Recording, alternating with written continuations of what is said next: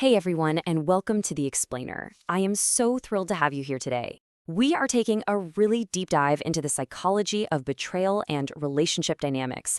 We're going to completely unpack exactly how trust fractures, that agonizing internal friction that comes right after, and honestly, most importantly, how you can transform all of that pain into indestructible armor. So if you've ever felt the sting of broken trust, you are in exactly the right place. You know, there's this incredibly devastating paradox that goes, I don't doubt you, but you make it impossible to believe you. This isn't about you being overly suspicious or just naturally distrustful. It really describes this agonizing situation where your absolute deepest desire is to love and trust someone, but their actions just relentlessly strip away your capacity to actually believe them. It's a profound emotional paradox, and honestly, it is entirely valid to feel completely torn apart by it. Okay, let's dive into this. Here's our roadmap for today. We'll start off with the anatomy of broken trust, then we'll diagnose the agony of self-doubt. After that, we're going to explore the power of calm, flip the script by asking who the real loser is, and wrap up with rebirth from the wasteland. All right, Section 1, Anatomy of Broken Trust, Deconstructing the Paradox. Look, trust doesn't just vanish overnight, right? It's more like, well, it fractures in stages. Step 1 is what we call the tear. This is that agonizing friction between your subjective expectation, wanting to give them the benefit of the doubt, and the harsh objective reality of their lies or broken promises. You keep making exceptions, but reality just keeps hitting you. Then comes step 2, the collapse. This is peak disappointment. It's where your defensive line of trust just completely gives way. It's that really tragic moment when you realize that even if you desperately wanted to blindly believe them, you literally just can't anymore. And finally, step 3, the clarity. Now, this isn't some huge emotional outburst. It's a rational pinpointing of responsibility. You're calmly stating, hey, my lack of trust isn't because I'm paranoid, it's because you earned it through your actions. It's an absolutely vital, non-emotional boundary setting. And this brilliantly illustrates exactly what that feels like. Picture this. You're desperately shielding a candle in this bitter, freezing wind. Your hands are absolutely freezing, but you're doing literally everything to keep that flame alive. And then you look up. And the very person who should be protecting that light right alongside you is just casually standing there blowing on the flame. You are desperately protecting something that they are actively, carelessly destroying. Once you realize that, you have no choice but to pull your hands away. Moving on to Section 2, the agony of self-doubt, diagnosing internal friction. Imagine these two massive, totally opposing forces just at war inside a betrayed person's mind. On one side, you've got your subjective will. You have this desperate, burning desire to believe this person, manufacturing endless exceptions for their behavior. But then, crashing down on the other side is objective reality, the constant lies, the broken promises, and those incredibly lazy excuses. The betrayer's actions systematically smash the victim's goodwill to absolute pieces, creating this cognitive dissonance that is it's incredibly painful to endure. If you've ever felt this, you know exactly how deep this inner turmoil goes. You start questioning your own sanity, right? You think, am I just making a big deal out of nothing? Am I being too picky? You find yourself inventing these absolutely pathetic, Olympic-level mental gymnastics to excuse their bad behavior, just trying to make the relationship make sense. The real tragedy here is that they made the mistakes, but you are the one bearing the crushing psychological cost.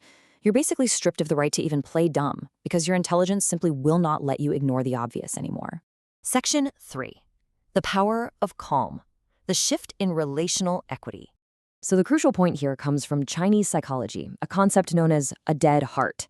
Now, actually, scratch that. Don't let the translation fool you. This isn't clinical depression or weakness. It is a profound state of absolute, chilling calm. You are no longer emotionally reactive. You aren't screaming, you aren't crying. You've transitioned into this crystal clear cognitive realization. It is a total withdrawal of your emotional energy, and believe it or not, it is a massive relational superpower. And this is the exact moment that superpower activates.